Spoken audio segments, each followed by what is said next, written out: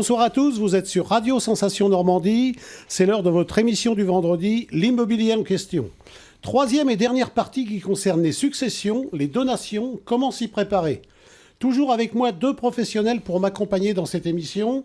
Xavier Ruher, courtier en prêt immobilier à Bernay, bonsoir. Bonsoir Pascal. Jacques Cernet, agent immobilier à Bernay, bonsoir. Bonsoir Pascal.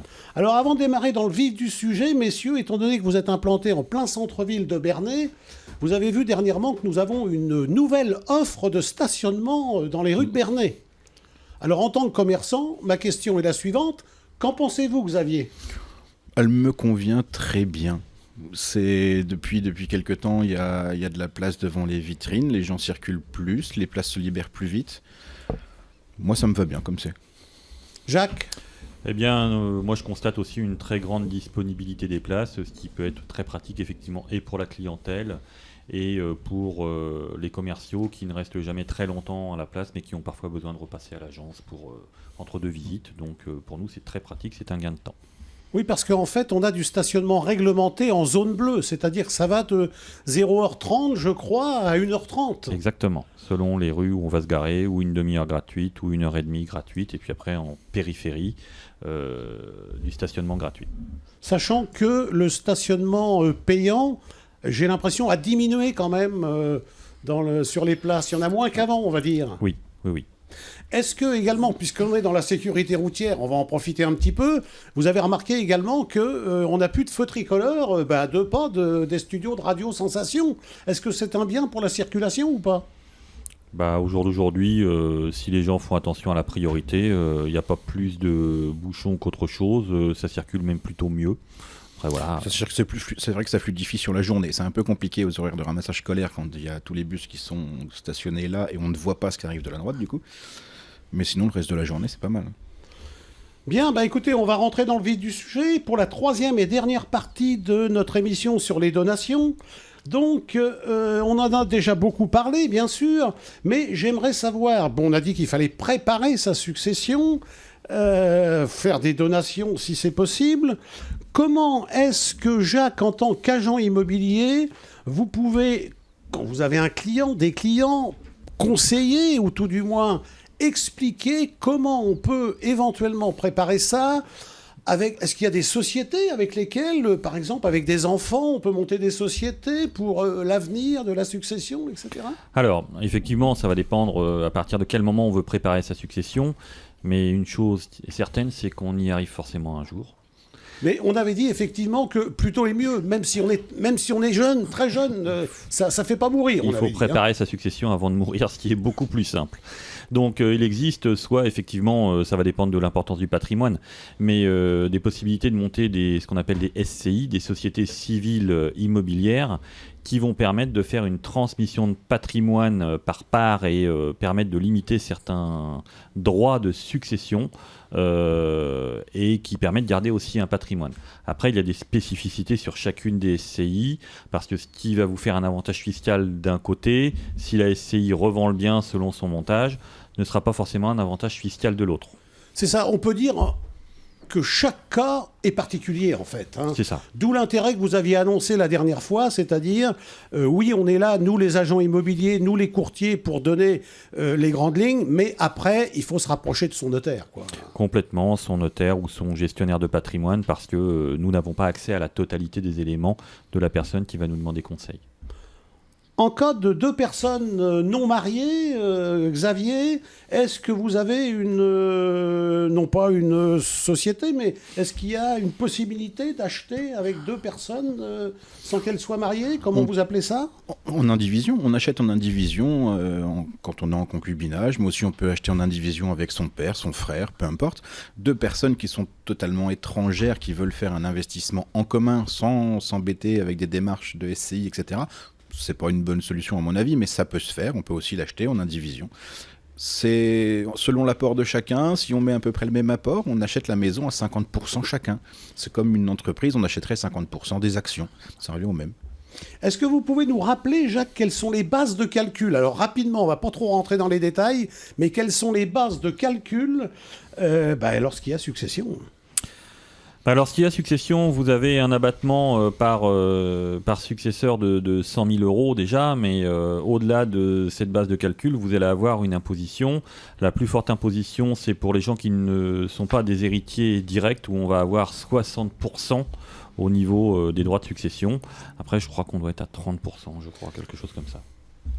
Alors, c'est tous les ans qu'on peut faire une donation Non, tous les 10 ans, tous les 20 ans Non, il y a des délais à respecter. On ne peut pas le faire tous les ans. Après, on peut le faire de façon un peu plus finement. C'est-à-dire qu'on peut couper aussi un bien en deux. Vous voulez donner un bien à vos enfants sans payer d'impôt. Un bien qui est estimé 400 000 euros. Vous êtes hors de toutes les franchises, évidemment, vous êtes au-dessus. Par contre, vous coupez le bien en deux. Vous gardez l'usufruit et vous donnez la nue propriété.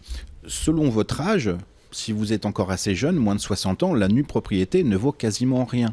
Parce qu'en réalité, ce qui fait que ça rapporte de l'argent, c'est l'usufruit. Donc vous pouvez très bien donner la nue propriété pour moins de 100 000 euros. Donc vous êtes dans l'abattement de la donation. Vous ne payez pas d'impôt sur cette donation. Quand vous décédez, l'usufruit décède avec vous. Votre héritier, votre enfant, a tout eu gratuitement, entre guillemets. Oui, il faut rappeler quand même que la propriété, il y a la propriété et la pleine propriété. Et si on fait un démembrement, ce qu'on appelle le démembrement, c'est la nue propriété et l'usufruit.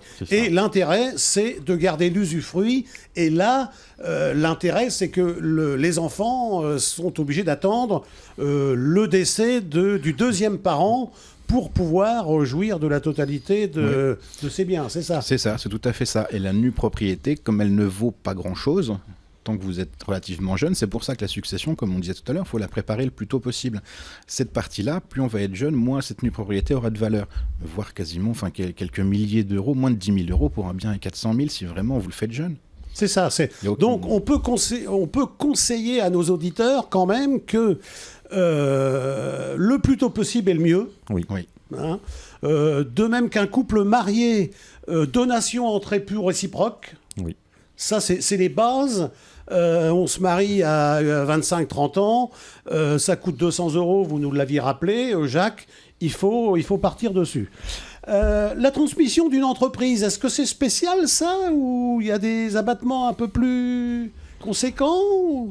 Alors en France, c'est pas très très courant la transmission d'une entreprise, mais en fait on va fonctionner en transmission de parts sociales, transmission ou rachat. Après, j'avoue que je suis pas spécialisé dedans, mais on a quelques abattements. Maintenant, ça reste des cas assez particuliers. Cependant, pour les SCI, on va faire une transmission au niveau des parts. Non pas par contre, attention, parce qu'il y a eu beaucoup de redressements fiscaux en fonction du montant des parts au moment de la création de la société, mais en fonction de l'évaluation du montant des parts au moment de la succession. Donc, en particulier, se rapprocher de son conseil financier, de son avocat ou... Toujours. Et dernière, alors, question de Michel, qui nous demande... J'ai hérité d'un patrimoine assez important de mon papa, mais malheureusement, il semblerait qu'il y ait beaucoup de dettes. Voire, d'après ce qu'il dit, il y aurait plus de dettes que de patrimoine. Est-ce qu'on peut renoncer à une... Parfaitement. Si le passif dépasse l'actif, en gros plus de dettes que de valeur de succession, on peut parfaitement refuser la succession et cette succession passe ce que l'on appelle en déshérence. Et ensuite, cette déshérence, c'est jugé par un tribunal et ce sont les domaines qui en héritent et chargent aux domaines après de faire la liquidation de la succession pour récupérer ce qu'ils peuvent dessus et puis régler les créanciers comme ils ont à être réglés avec ce qui est disponible. Mais en aucun cas, on peut revenir dessus une fois qu'on... non. On dit oui ou on dit non, mais on ne peut pas revenir dessus. Combien de temps, rappelez-nous combien de temps on a à partir du décès pour la succession, pour aviser les impôts, enfin pour régler le... De mémoire, c'est 6 mois. 6 mois. 6 mois, de toute façon, en règle générale, c'est le notaire qui va s'en occuper. La plupart du temps, dans les successions, c'est le notaire qui fait 99% du travail. C'est lui qui va aussi s'occuper de valoriser les biens, le passif, l'actif, etc. C'est ça, la valorisation des biens immobiliers, etc. Messieurs, le temps est écoulé. Merci d'avoir accepté l'invitation, Xavier. Merci Jacques d'avoir accepté l'invitation. Vous pouvez retrouver ce mag en podcast dans votre magazine L'Immobilier en question et sur notre chaîne YouTube radiosensation.fr.